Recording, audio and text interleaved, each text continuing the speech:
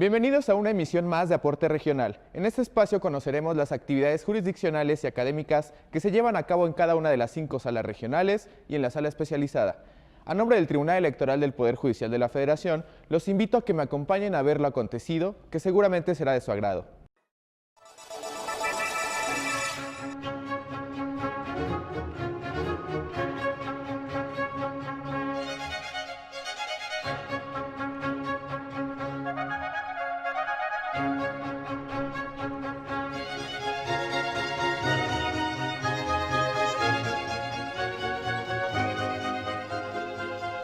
Esto es Aporte Regional, desde la Sala Jalapa.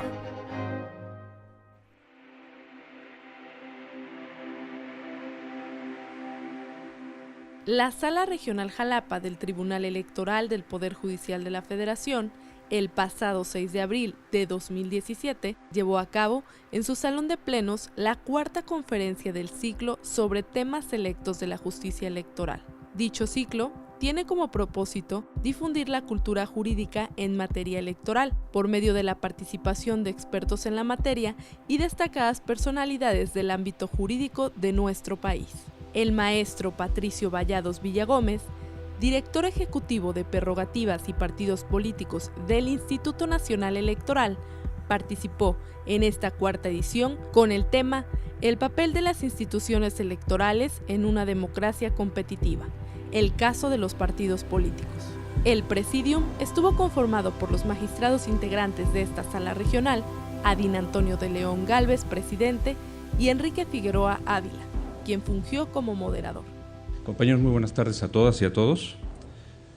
Vale la pena recordar que la Sala Jalapa del Tribunal Electoral del Poder Judicial de la Federación implementó como una iniciativa la difusión en la cultura jurídica, en la materia electoral, el ciclo de conferencias sobre temas selectos de la justicia electoral, en donde se ha contado con la participación de expertas y expertos en la materia y destacadas personalidades del ámbito jurídico de nuestro país. En esta entrega tendremos la participación del maestro Patricio Vallados Villagómez, director ejecutivo de Prerrogativas y Partidos Políticos del Instituto Nacional Electoral, quien abordará el tema El papel de las instituciones electorales en una democracia competitiva, el caso de los partidos políticos.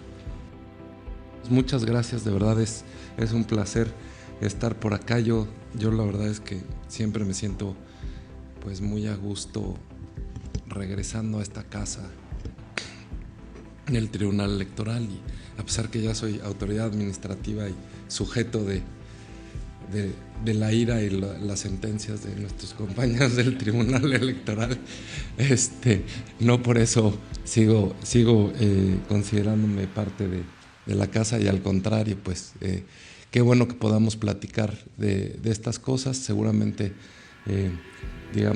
yo lo que les quiero dar son ciertas provocaciones, sobre todo porque hay temas que vienen, que van a estar ustedes metidos en ellos, y desgraciadamente no les tengo demasiadas soluciones, pero sí seguramente algunas cuestiones. Pues adelante. Yo lo que les quiero platicar básicamente, como saben todos ustedes, entre las prerrogativas de los partidos políticos pues están básicamente estas 4: acceso a radio y televisión, financiamiento público, franquicias postales y franquicias telegráficas. Esto no va a ser motivo de la conversación. Platicaba con el presidente de León que quizá radio y tele, por ser una cosa que se resuelve más por la especializada y eventualmente por la sala superior, no vale la pena enfocarse, sino en cosas que tienen que ver más con lo que hacen ustedes permanentemente. En ese sentido, me voy a concentrar básicamente en los otros temas. Respecto a los antecedentes, bueno, pues como saben ustedes, como recordarán, algunos de ustedes sí, algunos no, pero en 1994, luego de los comicios presidenciales, el entonces candidato electo Ernesto Zedillo pues sí, declaró y así lo hizo y por eso se abrió la ronda de reformas en materia electoral, que la contienda había sido, había sido transparente, pero había sido inequitativa. Y en efecto, las reglas del financiamiento a los partidos políticos, la posibilidad de compra en radio y televisión, y etcétera, etcétera, hicieron pues que el PRI en esa ocasión pues gastara mucho dinero más que el resto de los competidores, y entonces pues sí generó una especie de inequidad que fue reconocida y dio lugar a esta primera ronda de reformas en 96 que pues evidentemente cambió todo el sistema y se generaron ahora los consejeros electorales, el tribunal, etcétera, etcétera, etcétera. Pero para lo que vamos es básicamente ahí se cambió un poco el fundamento, dado que había que garantizar condiciones de equidad para la contienda. Entonces se modificó la fórmula y entonces se apostó por una cuestión que no es exclusiva a México, como veremos más adelante, pero que es central a nuestro sistema electoral. Y es una apuesta del Estado por que la política o la actividad político-electoral se financie con recursos públicos, y en un esquema de cierta equidad, ¿no? Que es este reparto que ya tenemos del 30-70. Eso siempre ha sido muy polémico, y si nosotros vamos a cualquiera de nuestras casas o con nuestros amigos que no se dedican a eso, siempre es lo mismo. ¿Por qué tanto dinero? ¿Y por qué los partidos cuestan tanto? ¿Y por qué todo cuesta tanto en materia electoral? Y es por eso, simplemente es una apuesta decidida del Estado para que no fuera la posibilidad de allegarse de recursos lícitos o no que lo que determinara a los ganadores de las contiendas electorales, sino que nos acercáramos más a un terreno de pues que las mejores propuestas fueran las que determinaran a los ganadores y no ganadores en las contiendas. Para ello, se dio un primer sistema de financiamiento muy abigarrado que tenía que ver con este famoso, que era costo mínimo de campaña. Y entonces, pues teníamos que, en el IFE se tenía que ver pues cuánto más o menos cuesta una campaña, cuánto cuesta rentar un local, una línea de teléfono, si tenía fax o no, etcétera, etcétera. Y entonces eso consistía en una bolsita que luego multiplicábamos por un número que se nos ocurría y le quitábamos y le poníamos, y al final teníamos el financiamiento a los partidos políticos, lo cual pues daba lugar a mucha subjetividad por parte de la autoridad electoral. No había un esquema muy claro. Para 2007 esto finalmente lo que se hizo fue, se cambió esta medida para determinar el financiamiento público a criterios más objetivos, es decir, población y salario mínimo, por una parte, y por otra parte, que es bien importante también, se eliminó la propaganda político-electoral en medios electrónicos, es decir, radio y tele, del mercado. Se prohibió comprar o vender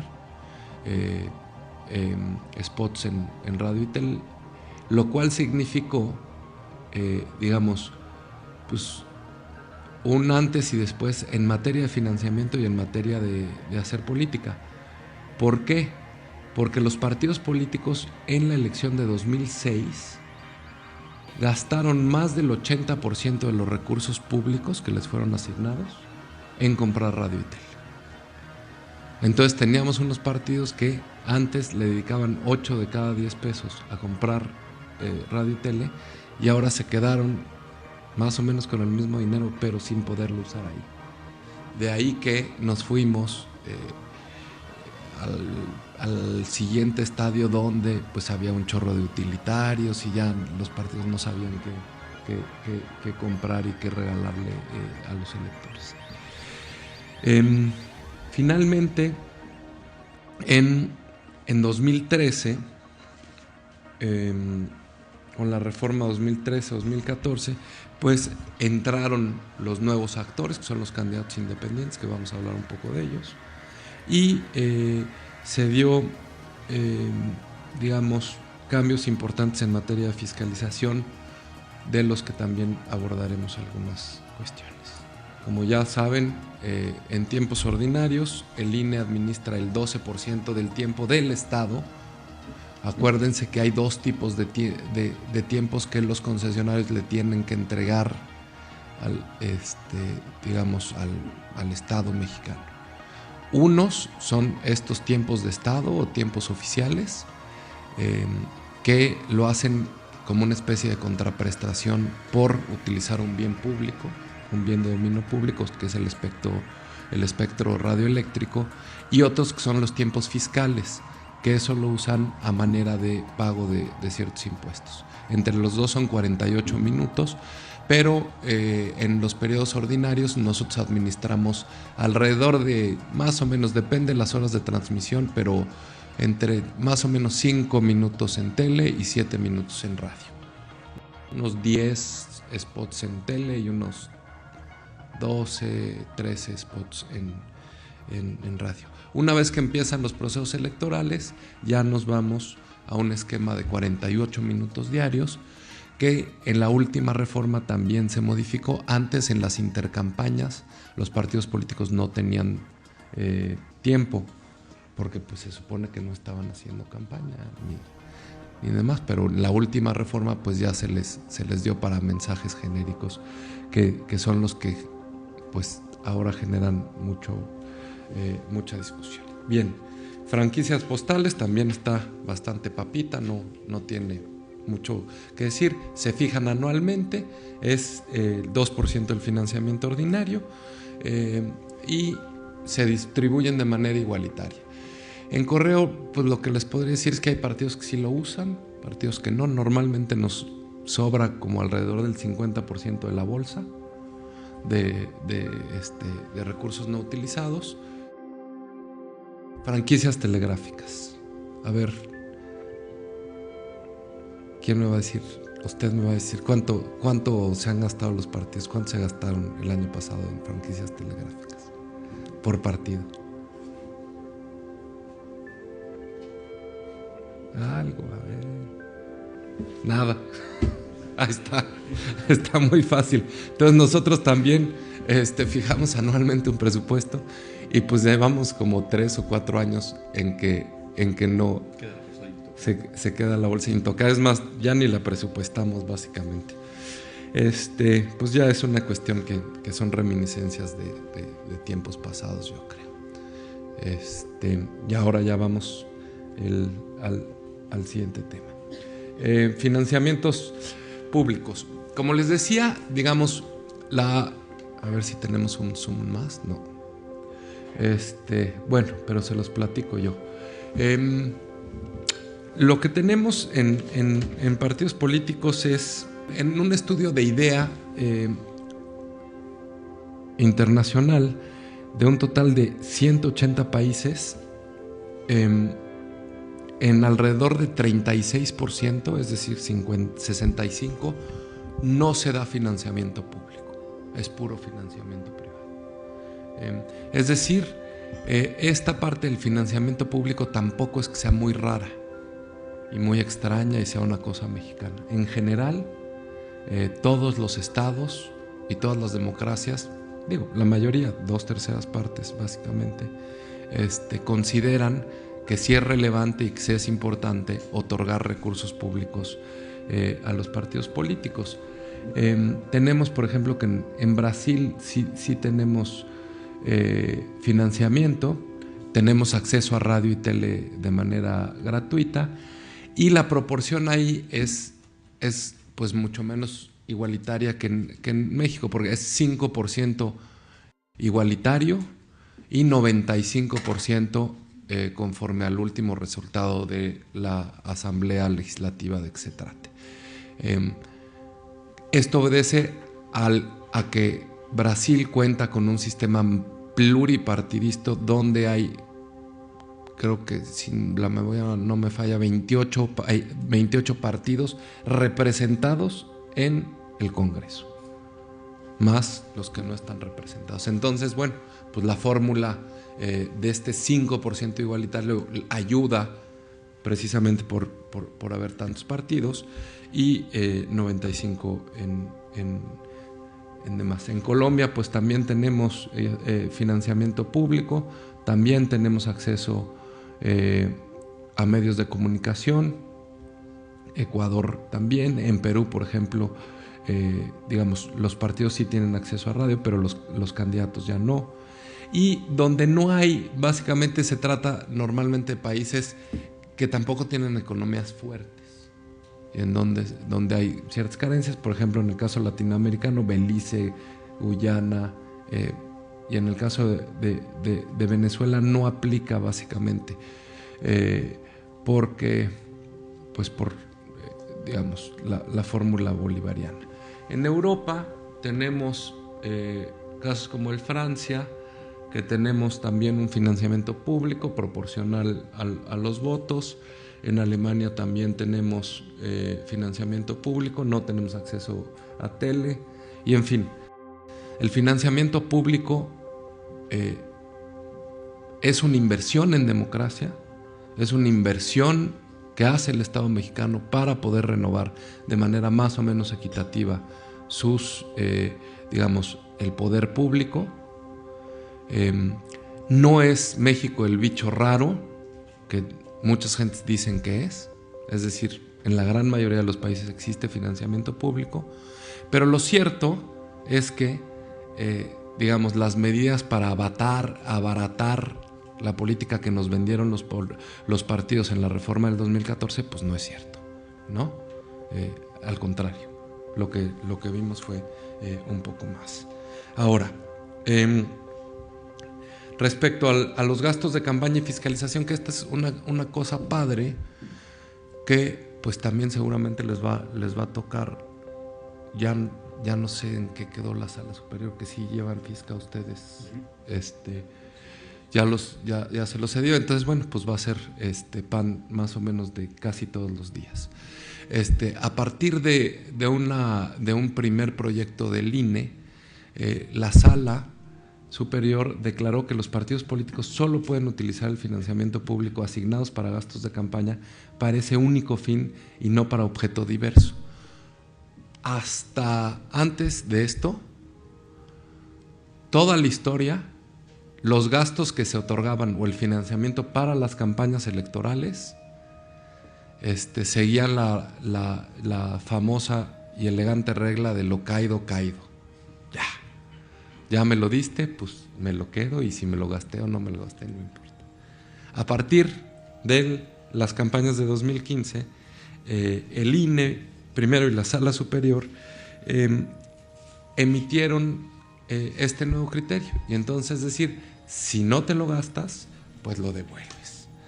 Esto les va a traer seguramente dolores de cabeza, porque ahora lo que se va a hacer es complejizar inclusive todavía más la fiscalización, porque como podrán, digamos, como saben todos ustedes, ¿cuál es el argumento principal del que pierde la elección?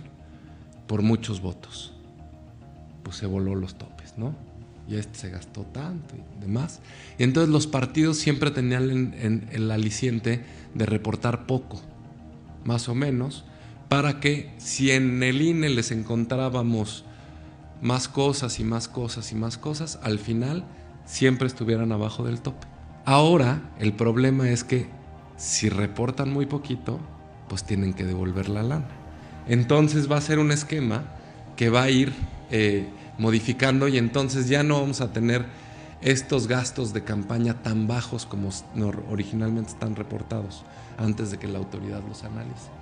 Yo estimo que van a empezar a subir un poco más, con un margen ahí que les permita para cualquier cosa no rebasar los topes, pero lo cierto es que creo que vamos a ver algo un poquito más inflado, y entonces pues habrá más posibilidades de que finalmente el rebase de gastos de campaña pueda ser determinante en algunas de las juicios que vean ustedes. Esto también, y aquí vale la pena también, y es un comercial de una atenta petición a nuestros amigos de la sala, que ya la verdad es que creo que ya casi lo superamos aquí, sí. Pero tiene que ver, nosotros lo que aprobamos es un acuerdo en virtud del cual ya se regula cómo se va a recuperar este dinero, y a dónde se va, y etcétera, etcétera. Pero el tema que es relevante aquí, y que ustedes cuando hagan la sentencia y hagan los proyectos, lo tienen que tener muy clarito, es si la ponderación que están utilizando, por ejemplo en capacidad de pago, es local, es con financiamiento local, entonces quien tiene que cobrar es el OPLE. ¿Y contra qué financiamiento se va? Contra el local, no contra el federal, ¿no? Al principio tenemos, y en algunos casos, no voy a ventilar a los magistrados de ahí un lugar donde va a haber elecciones, ahora está muy reñida, pero por ejemplo, en algunas sentencias sí, la ponderación era con capacidad de pago local, y luego decía: Dirección Ejecutiva de Prerrogativas y Partidos, te instruyo a que descuentes de la siguiente administración. Oiga, pero pues es que fue una falta de una elección local, entonces no me diga que federal. Pero bueno, ¿no?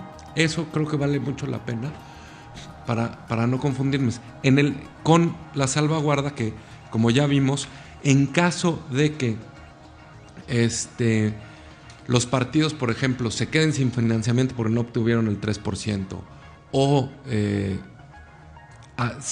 ya tengan muchas deudas atrasadas y no lo puedan pagar, ahí sí hay una providencia desde el reglamento que aprobamos, desde los lineamientos que aprobamos en el INE, como en la propia, en los propios precedentes de la Sala Superior, que los partidos a nivel nacional por lo menos son obligados solidarios de sus sucursales locales, por así decirlo, ¿no? ¿Qué vamos a hacer, por ejemplo, si hay 7 candidatos independientes a la presidencia de la República? Si estos son los topes para una elección de gobernador, pues imagínense cuáles van a ser los topes para la elección presidencial. Y entonces, ¿en serio les vamos a dar financiamiento público en, no sé, un porcentaje igualitario de 30% a cada uno de los candidatos? Pues estamos hablando de muchas centenas de millones de pesos para una persona que va a competir 90 días, ¿no? O unas personas. Entonces, ¿invertimos y damos o no? ¿O les damos, pues, ahora sí que la bolsa y que se la repartan pues, entre los que haya, pero entonces ya les quitamos el candado del financiamiento privado? Y si le quitamos el candado del financiamiento privado, eso no generará un incentivo para que los partidos y para que los candidatos prefieran ser independientes que de partido, porque entonces, pues ahí sí yo voy con mis cuates empresarios y entonces ya venga y denme dinero fresco y ya no tengo que pedirle permiso al presidente de mi partido, ni al tesorero, ¿no? Entonces es una cosa que la verdad es que este sistema, al haber sido diseñado en un esquema de que solo había partidos, pues tenemos que repensarlo mucho. Tenemos que repensarlo mucho para hacer una buena ponderación entre hacer viables las candidaturas independientes y no generar unas presiones de gasto a las autoridades administrativas electorales, o más aún permitir que entre por la puerta de atrás el dinero de empresas mercantiles, en el mejor de los casos y en el peor de los casos, pues dinero de procedencia no lícita, ¿no? Esto es un tema que es complejo y seguramente, pero seguramente en las tareas que tengan para el 18, pues estos temas van a ser, ¿no? Yo creo que tendrán casi que una impugnación por entidad, ¿no? Acerca del acuerdo, porque cualquier acuerdo va a ser impugnado o por los candidatos independientes o los suspirantes o por los partidos políticos seguramente. Entonces es una cosa que creo que llegó para quedarse, ¿no? Básicamente este es como, digamos, un vuelo de pájaro de actividades que consideré que van a ser relevantes en el sentido de que seguramente pueden ser objeto de, digamos, impugnaciones que tengan que resolver ustedes. Dicho eso, pues gracias por su paciencia y su atención. Te agradecemos mucho porque nos has dado la oportunidad de poder compartir contigo toda esa expertise, todos conocimientos y desde luego que viniendo de alguien como tú, a quien se le han dado pues, cargos importantes, de importante responsabilidad, más que por otra cosa, por toda tu gran capacidad y todo por tu profesionalismo, pues realmente es muy agradable. Siento que el día de hoy nos llevamos todos una serie de alertas, como dice Enrique, serie de preocupaciones. Escuchándote a mí me venía a la mente un escenario respecto a los candidatos independientes, en donde pues un candidato independiente que aún con las circunstancias tan adversas como las que puede participar, y que probablemente hoy en día, en la época de las redes sociales, en donde pueda tener un auge impresionante, me vino a la mente, por ejemplo, la red social del presidente Trump, con su debida proporción, pues con 35 millones de seguidores, ¿para qué le sirven los medios de comunicación? ¿Para qué le sirven los periódicos, la televisión, el radio? Si manda un mensaje y tiene una cobertura impresionante. No escapa de nuestra realidad que pudiéramos tener en el 2018 una figura de ese calibre con su debida proporción. Y qué tal que estuviéramos pensando en un escenario de una votación cerrada entre un candidato independiente y un candidato partido político, en donde basta ver el esquema de equidad en la contienda que nos has planteado como para pensar en una violación de un principio constitucional de equidad en una elección.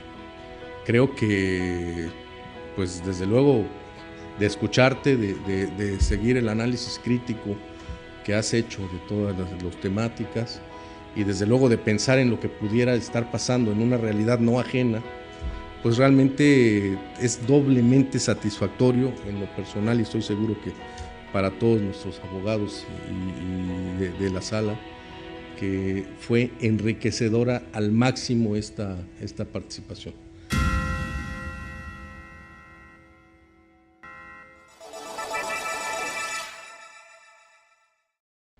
Esperamos que haya sido útil y de su interés lo que vimos. Los invito a que nos acompañen en otro programa de Aporte Regional. Soy Aldo Flores, gracias y hasta la próxima.